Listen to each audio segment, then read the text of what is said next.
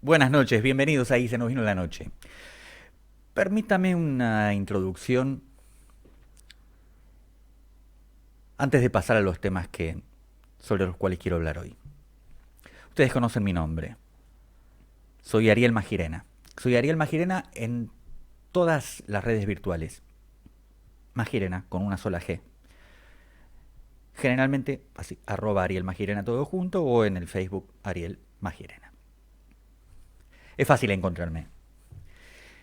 En mis redes tengo mi opinión y también cuando puedo, como en este lugar, donde nunca nadie ha hecho ni siquiera una sugerencia, mi opinión está vertida con la honestidad que tengo para ofrecerla y absoluta libertad. Un periodista no siempre está opinando. De hecho, mucho del trabajo de un periodista tiene que ver con información más bien dura y en ese caso también soy bueno en mi trabajo y no debió preocuparle a ninguno de mis patrones el hecho de que introdujera opinión en mi trabajo. Sí exige dar información, ciertos preceptos éticos, informar la verdad, fundamentalmente, toda la que se conoce, darle contexto, de lo contrario, una verdad sin contexto puede tranquilamente ser un engaño, puede ser parcializada, decir las cosas a medias puede llevar hasta intencionadamente a un equívoco.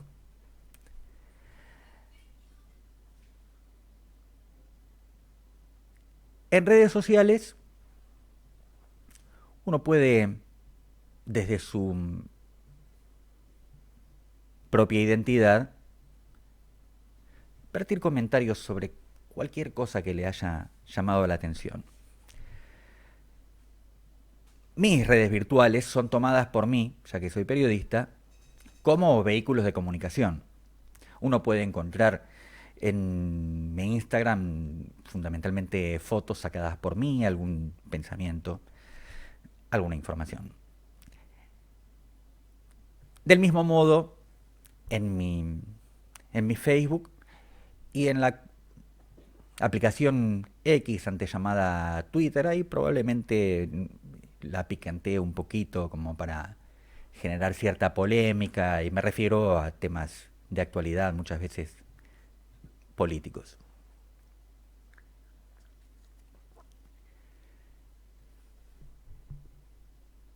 Ejerzo el periodismo profesionalmente desde cuando en 1988 firmé mi primer artículo para la mítica revista Crisis.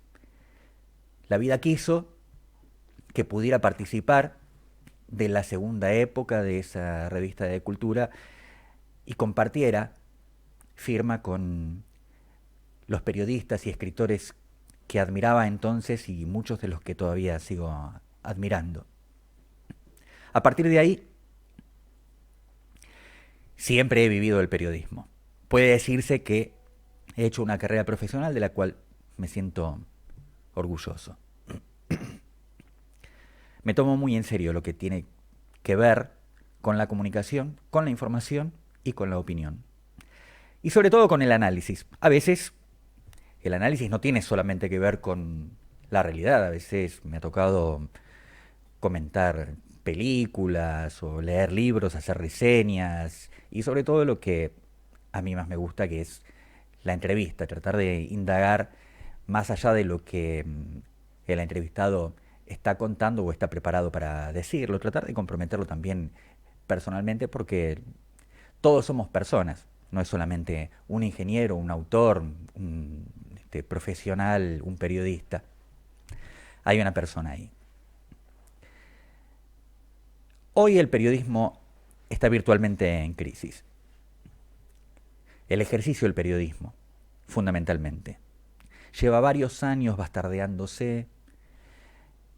El mercado ha entendido que el periodista tenía cierta credibilidad, ya la va perdiendo muy velozmente. Quedan individuos que tienen credibilidad, que tienen autoridad para lo que dicen y hay una gran masa que está muchas veces en un modo muy económico, muy barato para los intereses que aquí compiten, al servicio de quien paga. Suelo recordar una anécdota de otros tiempos del periodismo, donde presuntamente debe haber aparecido este paradigma que hoy domina, que tiene como protagonista a un escritor que no importa, un periodista que escribía para un diario, cuando era aspirante a ese diario, y al también mítico Poroto Botana, el director del diario Crítica. Este escriba, este periodista, este colega en realidad, lo esperaba, mejor dicho, primero estaba intentando tener una entrevista con Botana para persuadirlo de que le diera un trabajo. Botana lo que hacía era negarse, hacerse negar. La secretaria le decía, no está, no vino, el señor está ocupado y cosas por el estilo. Pero este colega tenía verdadera voluntad por ingresar al más importante de los diarios, o al más popular de los diarios de la época, y se tomó el trabajo de esperarlo todo el día, esperar a que llegara al diario, y en la puerta lo para y le dice, mire, Botana, yo quiero hablar con usted, hace tiempo estoy tratando, a ver, va, pase, dice el tipo, y lo atiende adentro en la oficina. Dice, ¿qué es lo que quiere? Dice, yo soy periodista, escribo, creo que tiene la oportunidad de tener un buen profesional, leal y talentoso entre sus empleados. Y le dice, bueno, hagamos una cosa para resolverlo. Siéntese en aquel escritorio, tome unas hojas y escríbame 70 líneas acerca de Dios. Entonces el tipo hace lo indicado, se sienta frente al escritorio. En aquel entonces las máquinas de escribir eran máquinas, tenían rollo, utilizaban cintas, tenían tinta y tabuladores. El tipo toma 2 hojas de papel, había un papel especial que se llamaba papel carbónico, que se usaba para poder escribir sobre el original y que quedaba impreso también tipo como carbón en la copia que se pretendía.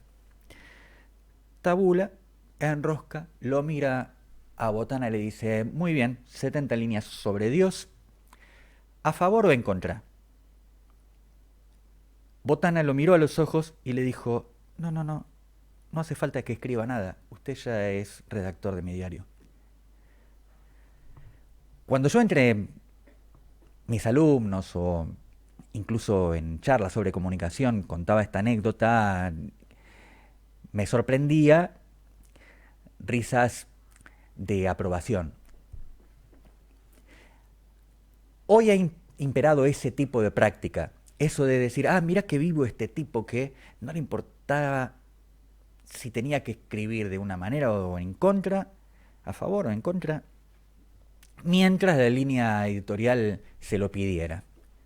En realidad ese no es un periodista. Un periodista es el que ejerce el periodismo con libertad. El otro es un esclavo, es un mercenario, es lo que usted quiera. Muchos de los periodistas que hoy están cumpliendo sus funciones son tan baratos como el sueldo, que era lo que pasaba con este colega, que era capaz de ponerse del lado ideológico de su patrón sin importar si él mismo creía en Dios. Ese es el modelo de periodista que no necesitamos. Hay una función social que tiene el periodismo. Uno espera del médico que cuando lo va a consultar lo ayude a atender su salud, que lo medique bien, que lo analice con conciencia, que sepa hacer un diagnóstico. No que le venda cualquier medicación, que le cobre para su propio beneficio y ni sepa ni le interese qué es lo que va a pasar con ese con esa consulta, con esa persona con la que se encontró. Uno espera del que conduce un taxi o un colectivo que lo lleve a destino, no que choque a mitad de camino. Necesita siempre del correcto trabajo de la tarea, porque siempre el trabajo es una tarea que se ofrece a la comunidad. Siempre. Uno de alguna manera confía en que el arquitecto haya hecho los cálculos apropiados para que su casa no se derrumbe, o el ingeniero sepa conducir la obra de un puente que permita ser transitado sin demolerse, sin derrumbarse al paso de un peso determinado. La sociedad espera también del periodista. Espera precisamente que le informe todo lo que no está en condiciones de conocer como información un ciudadano común, que le diga la verdad, que lo ayude a analizarlo, no que lo envenene, que haga operaciones mediáticas, que teja historias, que especule. La mala información y la mala opinión también puede ser verdaderamente venenosa para la sociedad. Pero nos encontramos hoy con que además de esta infidelidad por parte de muchos profesionales de la comunicación, se ha degradado la profesión gracias a estas aplicaciones y a estas redes virtuales como esas en las que yo participo y publico. Como les dije, participo y publico como si fuesen un medio de comunicación, que es lo que aprendí a hacer durante toda mi vida profesional. Por eso ostento un orgullo, que es el que durante toda mi vida profesional nunca he sido refutado. Sí, objetado, alguien al que no le gustara que algo se conociera y yo haya hecho conocer. Pero nadie pudo decir: eso que estás diciendo, Ariel, es falso. Y nadie tampoco pudo hacerme ocultar información que es vital para el conocimiento de la sociedad, que confía en el periodista, que le va a decir todo para que sus propias conclusiones estén acertadas. Tengo muchos ejemplos sobre lo que significa la manipulación y el ocultamiento de información, que hace que el espectador se confunda, que crea que se trata de otra cosa. Y algunos de mis colegas son bastante pícaros al momento de hacer el tratamiento de la información y también de la opinión. Algunos son definitivamente falsarios, corruptores de la verdad. Pero estas aplicaciones además lo que permiten es que cualquier ciudadano también tenga la misma jerarquía, que pueda opinar, que pueda informar, sin necesidad, sin el imperativo ético del ejercicio de la profesión. Es como si dijéramos, en lugar de un médico que te dice que te puede dar un diagnóstico y recomendarte un antibiótico, por poner el caso, pongas YouTube y escuches a uno que alguna vez tuvo una enfermedad y que te dice: yo tuve esta enfermedad y la tenés que tratar así, si vos te sentís de esta manera, y te diagnostica así por aplicación o por redes virtuales. Muchos llamados influencers, influyentes es la palabra que tiene nuestro hermoso idioma, hacen eso, ocupan el espacio que los periodistas no honran. Algunos inclusive muy bien informados y algunos muy lúcidos para el momento de analizar. Por eso es que en un país donde la libertad de prensa ha sido tan importante, los periodistas no estamos colegiados. Precisamente para evitar, porque esto lo pudieron haber decidido los grandes periodistas argentinos, ponerse de acuerdo y hacer una colegiación. Pero seguramente si hubiese una colegiación ya habría alguna empresa o algún interés económico que se hubiera ocupado de financiarla para corromperla, porque el dinero todo lo corrompe. Y a veces el poder, naturalmente, todo lo corrompe.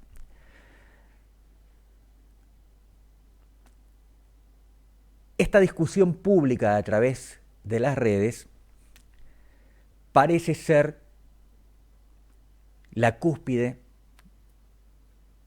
de la libertad de expresión. Si todos tuviésemos la misma capacidad, sería ideal. Y efectivamente sería así. Sin embargo, el interés de la comunicación a través de aplicaciones o de redes virtuales es manejado por algoritmos. Esto quiere decir programas que interactúan con los consumidores y que, como su fin es un fin de mercado, seleccionan a priori qué es lo que distribuyen y qué es lo que no. Algunos incluso se imaginan pudiendo engañar al algoritmo. ¿De qué manera? Te dicen, bueno, supongamos, este es un trabajo que yo no me doy. Si ustedes quieren compartir lo que digo y les gusta o coinciden, pueden ir a las publicaciones mías o pueden ir a la página www.fmradiocristal.com.ar, seleccionar el programa que quieren compartir, la edición de Y se nos vino la noche que quieren compartir y hacerlo por su propia voluntad. No estoy pidiendo que le pongan likes ni que hagan algún tipo de aporte económico, aunque verdaderamente lo necesitaría, porque llevo 5 años de desempleo gracias a no haber querido en ningún momento relajar mi compromiso ético. No es un acto heroico, es fácil, es como un humilde albañil que se resiste a hacer una pared que lleve en el medio para ahorrar costos ladrillos de cartón.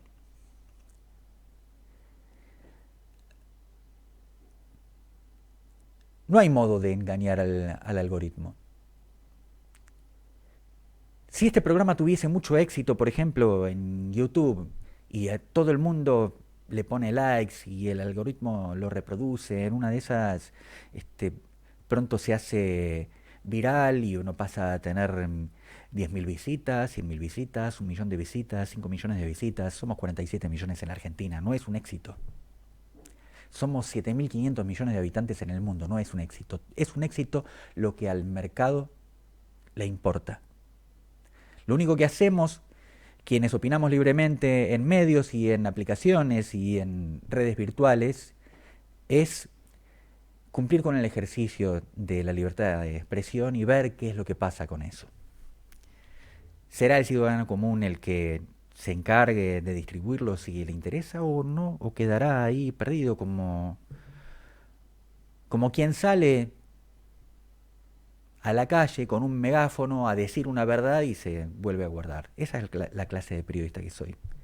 No busco generar la polémica para que me sigan más, ni nada por el estilo. Hoy hubo una particularidad en relación con una publicación que hice sobre alrededor de la muerte de Lorenzo, este niño motociclista de 9 años, que tuvo un accidente en su entrenamiento, que aspiraba a una competencia en Brasil y que lamentablemente no dominó la moto y un golpe fatídico en su cabeza, cubierta por un buen casco y conduciendo una buena máquina, le costó la vida.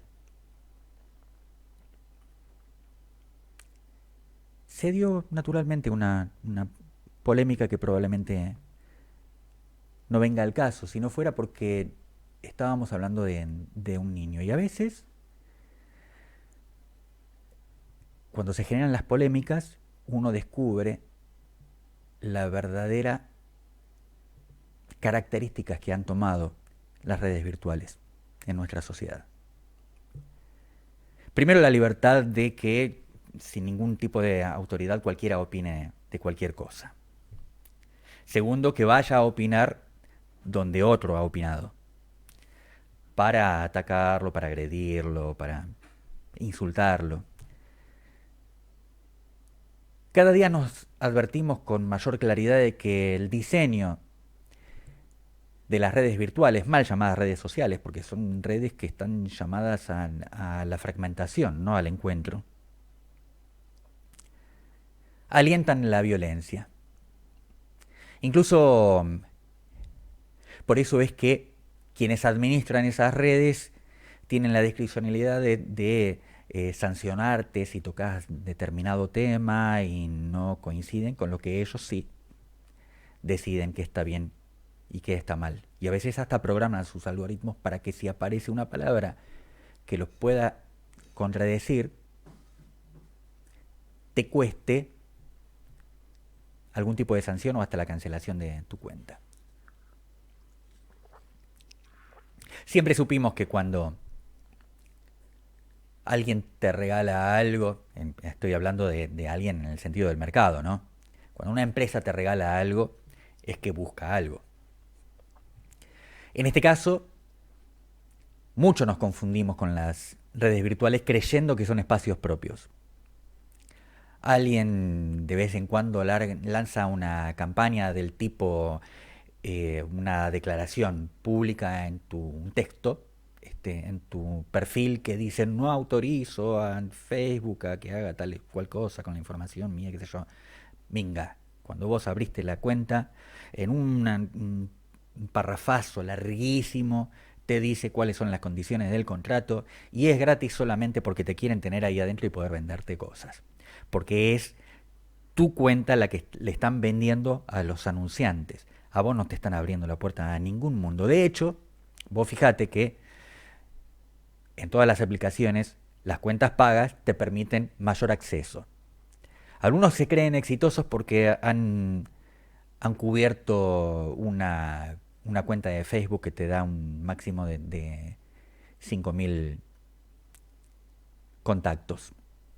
Yo ya llevo mi tercera, no me siento exitoso por eso, porque me doy cuenta de que 15.000 personas en un universo de 47 millones de argentinos o de 7.500 millones de seres humanos en el planeta no significa absolutamente nada. La verdadera facultad del encuentro está en la vida cotidiana. La política se pregunta permanentemente cómo hacemos para llegar a más gente y tales cosas.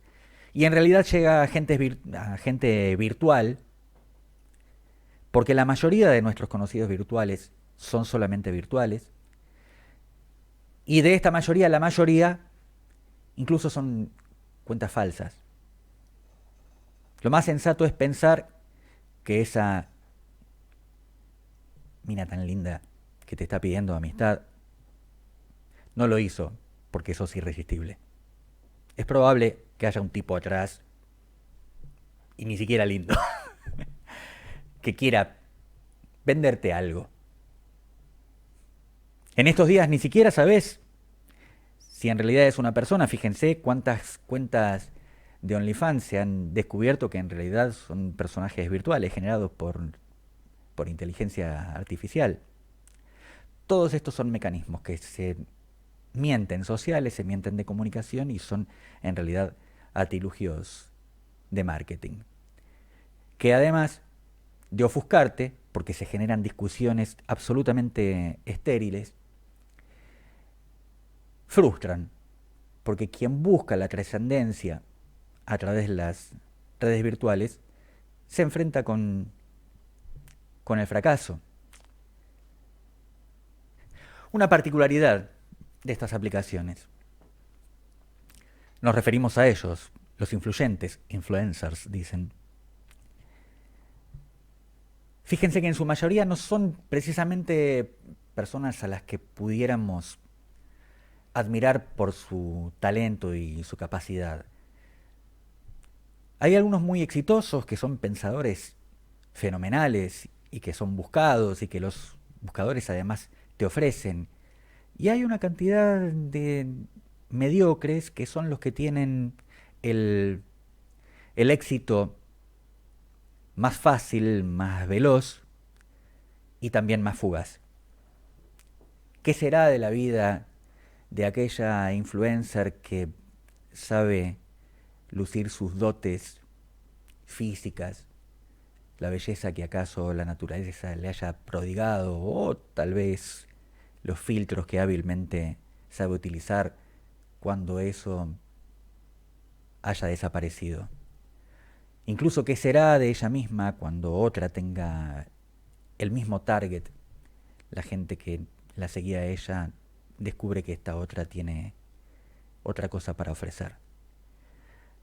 Además está también, por supuesto, está este trabajo sobre la ansiedad que también hacen los medios virtuales, según la cual necesitas ser satisfecho inmediatamente. Tengo aquí, como siempre se ha hecho desde la tradición del periodismo, la responsabilidad de ocupar un espacio con lo mejor que tenga para ofrecerles, que dura una hora. ¿Quién mira una hora? Mire si yo le mando el video de este programa a cualquiera, a alguien que no me conoce, que no tiene un interés específico sobre esto. No importa cuánto se los mande, cuántos lo van a ver. Si hay videitos de minuto y medio, de 2 minutos y medio, a veces no se soportan una canción que tiene un video hermoso y hay un talento exquisito para componerla, que hay un trabajo de personas reales, músicos, editores, sonidistas, compaginadores.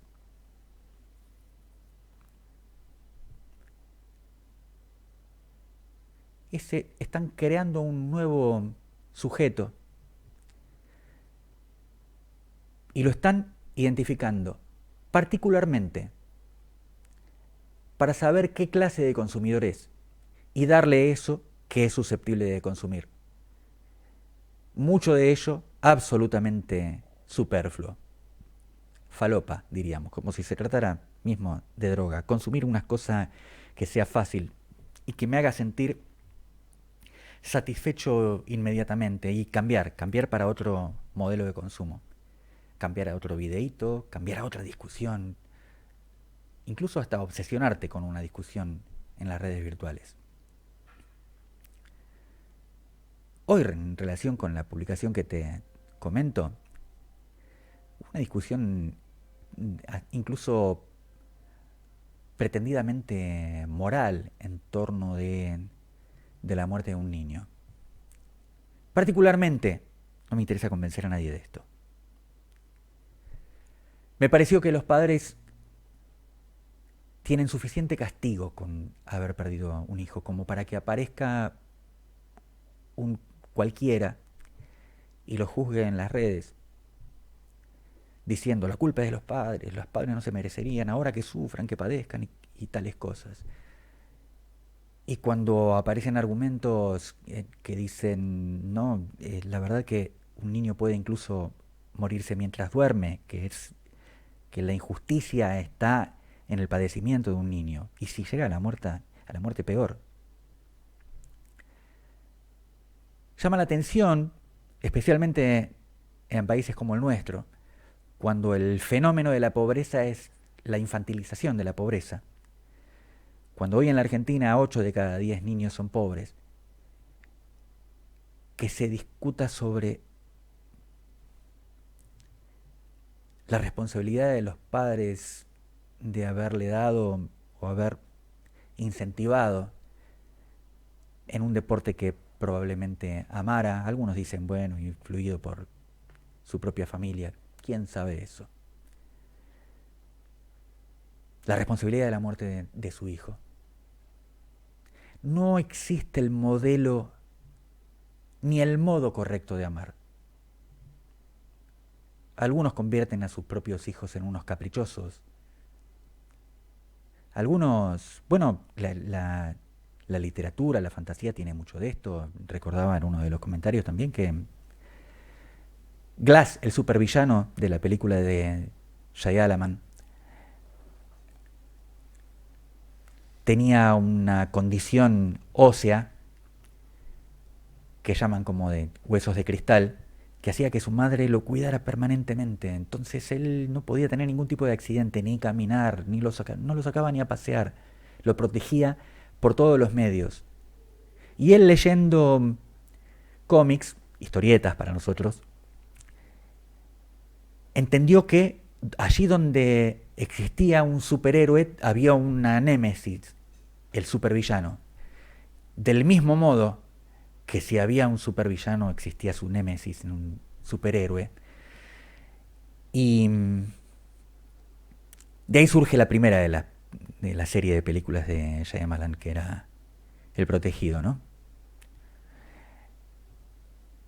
La cuestión es que este niño, cuidado por todo el amor de su madre, se convirtió en un villano despiadado, capaz de salir a la búsqueda del superhéroe, de su némesis, que seguro tenía que existir, porque si él era tan débil tenía que haber alguien tan fuerte. Y para encontrarlo, desde su poder de multimillonario, generaba accidentes en todo el mundo, para ver si aparecía el que quisiera salvar a las víctimas y tuviese la fuerza como para eso. Y lo consigue. Uno no sabe si dándole todos los gustos a una criatura no está creando un egoísta, porque en realidad, si el mejor ejemplo es siempre, el mejor aprendizaje es siempre el ejemplo, los pibes van a convertirse en los que ellos también puedan convertirse, en lo que los inspira. Hay mucho, claro, que de tal palo, tal astilla, pero también hay mucho que traiciona su herencia. Muchos turros, hijos de muy buena gente.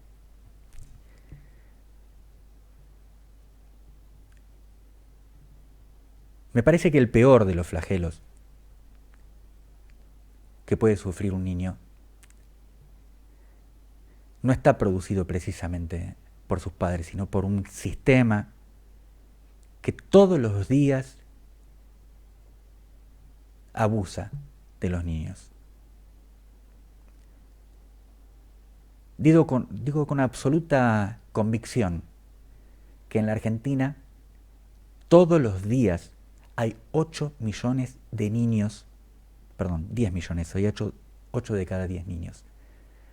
Hay 10 millones de niños abusados todos los días en la Argentina. Abusados por capitalismo, abusados por el mercado, abusados por la política, abusados por los que no los ven. No solo ellos, sus mamás también son pobres. Esto para aquellas que tienen sus banderas sobre las mujeres, que son tan justas, pero que no ven el hecho incontrastable de lo que significa la pobreza para una población, y mucho menos en un país tan rico como el nuestro. Esos movimientos que reciben financiamiento de las fundaciones de todo el planeta para luchar por los derechos de la mujer, pero omiten el máximo de los derechos, que es el que una mujer no sea pobre. Ojalá todas las mujeres accedieran al derecho a no ser pobres.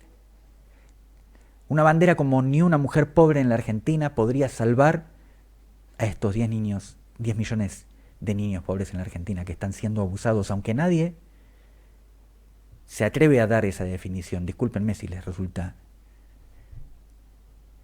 demasiado fuerte, demasiado violenta. Sobre todo en un país como el nuestro, para el que alguna vez, tomado de la consideración del pueblo, no de una identidad política, un gobierno que fue el de Perón, proclamó abiertamente que los únicos privilegiados son los niños. Luego, claro, los infieles han decidido interpretar aquellas enseñanzas o aquellas convicciones de la manera que más les conviniera. Y esa es la clase política argentina. No importa cuál sea la identidad que haya abrazado. Mauricio Macri dejó, según la UNICEF, 42% de niños en pobreza en nuestro país. El mismo organismo internacional dijo que el gobierno de los Fernández dejó 66% de niños en pobreza en la Argentina en el 2023. La UCA acaba de publicar su relevamiento, tan confiable como el de la UNICEF, que da estas cifras que te digo. 77, casi es el 80, casi son 8 de cada 10 niños argentinos son pobres.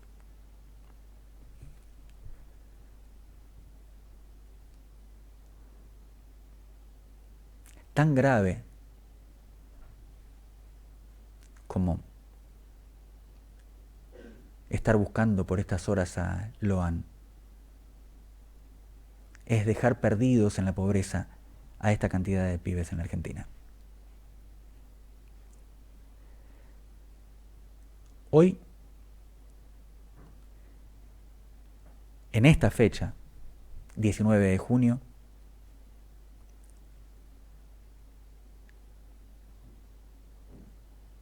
se conmemora el nacimiento de la mayor obra social hecha en todo nuestro continente, que se llamó Fundación Eva Perón.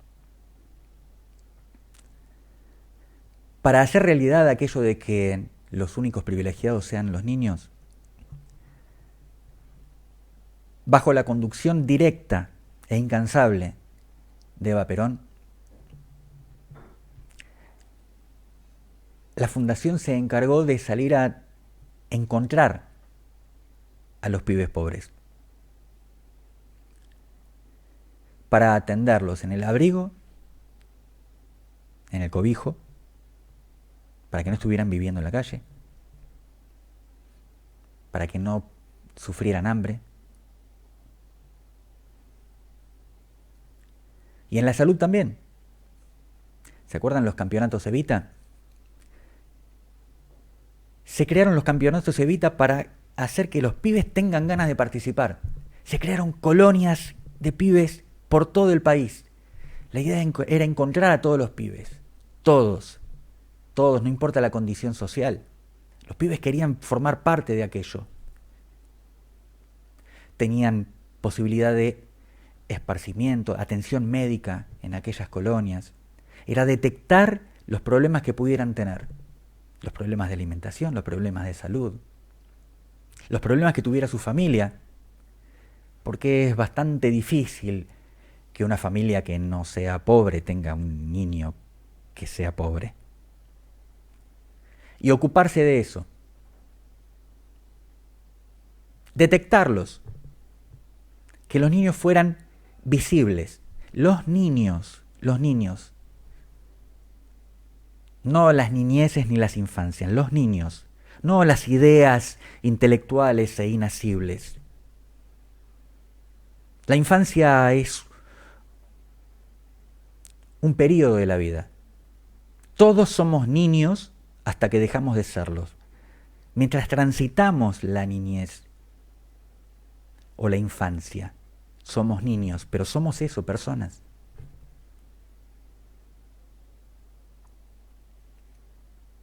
Hoy, por poco,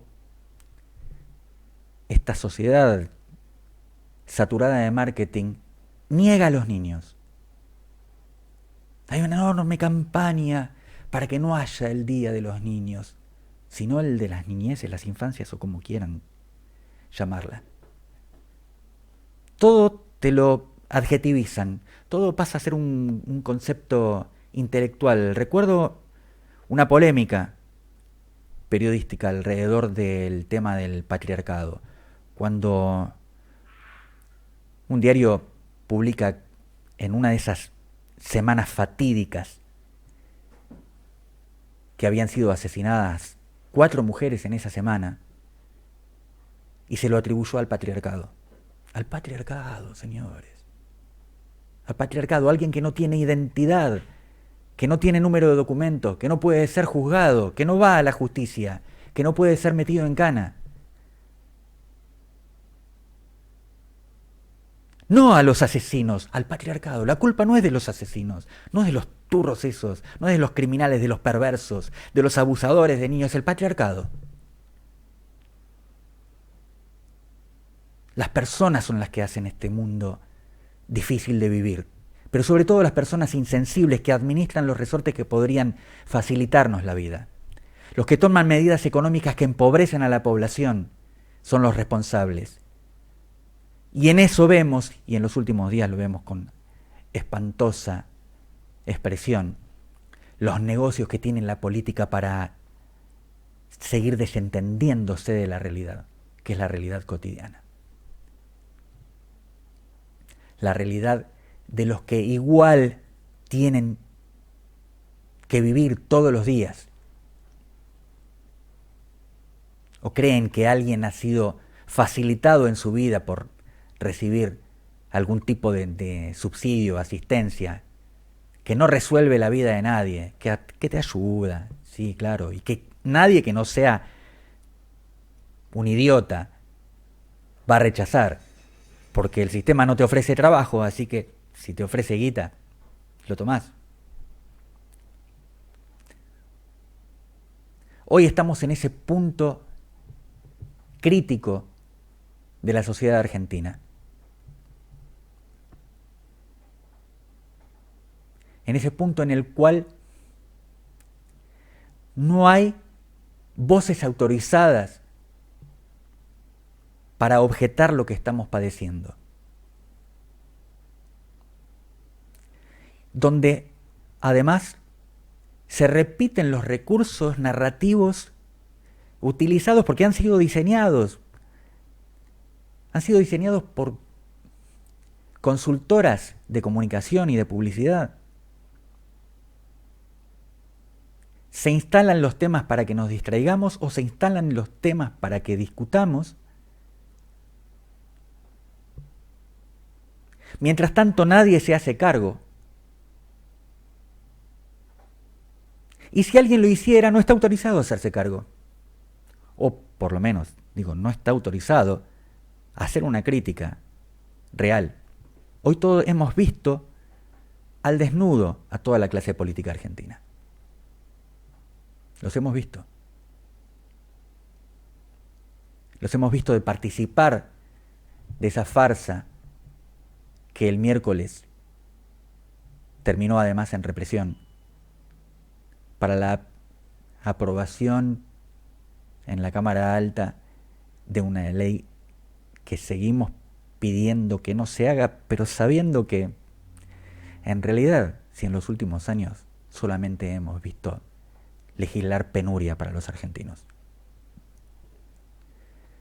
Y del mismo modo que durante el gobierno pasado se escuchaba la cantinela, pero Macri no podían recibir críticas porque el otro había hecho tales cosas.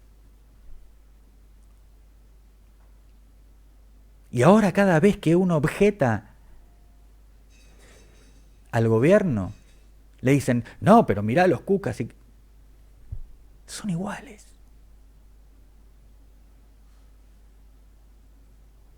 ¿Cómo no va a aparecer un outsider o un pretendido outsider? ¿Cómo no nos iban a inventar a alguien de afuera del sistema como para que el pueblo se ilusionara para destruirlo? Si las mayorías no estaban convidadas de los derechos que la Constitución nos dice, pero que los gobiernos nos quitan. A nadie le importa ya qué es lo que dicen las leyes ni qué es lo que dice la Constitución.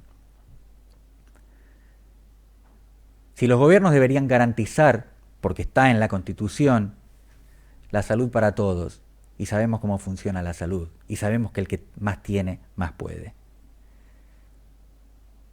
Si la Constitución nuestra ha aceptado la incorporación con ese rango de ley máxima de los derechos del niño, se llama así, derechos del niño, la niña y los adolescentes. ¿Y dónde están esos derechos? Si 8 de cada 10 son pobres. ¿Cuáles son los derechos? Ni siquiera sabemos, no tenemos conciencia social de cuáles son nuestros derechos. En otro país, donde las cosas funcionan de otra manera y acaso hasta peor, suele decirse, lo vemos por televisión, yo pago mis impuestos, tengo derechos. Aquí ni sabemos qué impuestos pagamos. Y los que deberían pagar más impuestos saben cómo eludirlos, cómo hacer la trampa, cómo invertir en el modo de eludir que el Estado los esté fiscalizando. Se atreven a todo, para justificar todo. Tener millones de toneladas de alimentos sin distribuir, dejando que se vencieran. Muchos de esos alimentos que los vamos a buscar a la aplicación comercial de Facebook y los encontramos. Y ahí no importa si ya anunció el Ministerio de Seguridad que iban a hacer un ciberpatrullaje, porque parece que no los encuentran. No se terminan los negocios. Pareciera que nuestra república funciona de esa manera. Funciona en base a dinero y a conveniencia. Que el poder significa eso. Que entre ellos simulan enfrentamientos, pero en realidad hay una característica, ¿no? La que da el pertenecer. Porque escuchamos al presidente repudiar a la casta, pero ¿quién le ha ofrecido a esa senadora neuquina cubrir una vacante de embajadora en la UNESCO a cambio de que vote a favor de la ley Bases?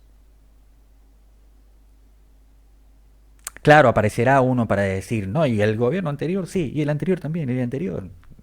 Acuérdense de la ley Banelco. Acuérdense de el affair de las armas vendidas durante el conflicto de Perú y Ecuador.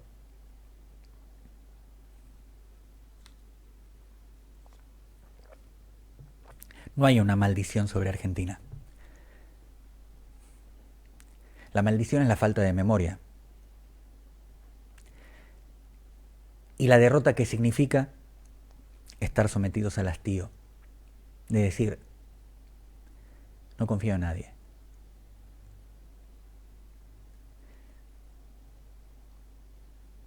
Y de pronto ponerle la voluntad a alguien en el quien no se confía, que pero por lo menos se tiene una esperanza. Y a veces una esperanza que es muy dura, que vuele todo por el aire. Con la ilusión de que si todo vuela por el aire, por lo menos, seguramente le va a tocar a los turros que nos han desquiciado tanto la vida en los últimos años. Pero no es así, porque cuando llega el momento, los turros se ponen de acuerdo. Y después hasta te argumentan para subirse los sueldos, como si los sueldos fueran su fuente de ingresos, claro. Si hay un gobierno capaz de pagarte con una embajada para garantizarte casi $20.000 por mes, ¿con qué dinero se están comprando las voluntades? ¿Con qué dinero se pagan entre ellos? Ese dinero no se declara. Está ahí, se puede ver, es obsceno. Esta senadora muy probablemente se convierta en la nueva embajadora argentina en la UNESCO y vivirá una hermosa vida en París mientras le dure su mandato. Y alguno dirá, bueno, pero eso ya estaba en el presupuesto. Delante de nuestros ojos. Pero lo peor de todo esto es que no hay una alternativa visible. Porque si vos tenés ganas de armar un partido para presentarte y presentar una alternativa diferente de esto, una alternativa nacionalista con sensibilidad social, con ideas de justicia social y sobre todo soberanas, ya que estamos a punto de celebrar la creación de la bandera, no faltará una mayoría que diga, ¿y este quién lo conoce? Basta con eso, ¿eh? A Milei tampoco lo conocía nadie. ¿Y saben por qué lo conocen? Porque funcionan las redes sociales. En realidad, las redes virtuales, las redes de marketing. Para instalar esos personajes. Y de paso para cercar, para ponerle un cerco de cancelación a los que tienen buena voluntad para meterse en política. Que hay muchos. El problema es cuán persuasiva es la política como para que aquellos ideales que te invitaron a formar parte de ella funcionen. Y algunos son tan baratos como los periodistas de los que hablé al principio de este editorial. Un sueldo. Algunos simplemente han visto las cosas que ocurrían, las cosas perversas desde la administración del Estado, la corrupción, la coima, el favor. Y no lo han denunciado porque ellos no se meten en eso, pero lo han permitido, lo han otorgado. No sale ninguno que diga, aquí están haciendo esto. Bueno, probablemente algo así haya pasado con los alimentos de Petovelo. Probablemente también algo así haya pasado con el descubrimiento de los contratos truchos en el mismo ministerio. Pero en los últimos años nosotros no hemos visto a alguien que saliera de la política y dijera, yo me voy de acá porque acá todos estos son unos fascinerosos. Y que se presente a la justicia, claro, tiene miedo. Porque ¿quién nombra a los jueces? La política. Hay mucha objeción con la justicia, pero todos los jueces son nombrados por la política.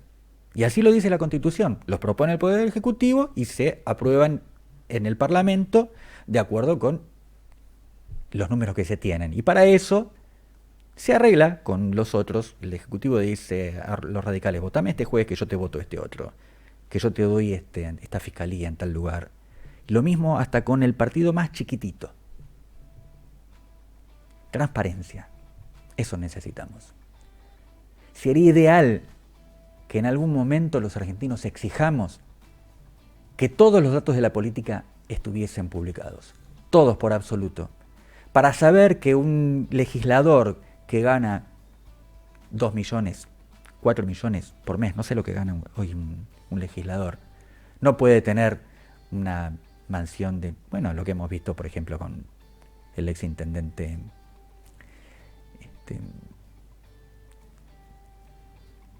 al que descubrieron con su amante de vacaciones, ostentando un lujo que era imposible de justificar. Si se terminan las cuentas negras de la política, entonces probablemente, como decía Perón en sus primeros días de exilio, si jugar a la política no fuera una ganga, sino un compromiso de servicio, de honestidad, entonces la vida de los argentinos sería digna y todos los recursos que sirven para que los grandes capitalistas se enriquezcan aún más, servirían por lo menos para repartir una vida digna entre nosotros que somos tan poquitos. Nos encontramos mañana.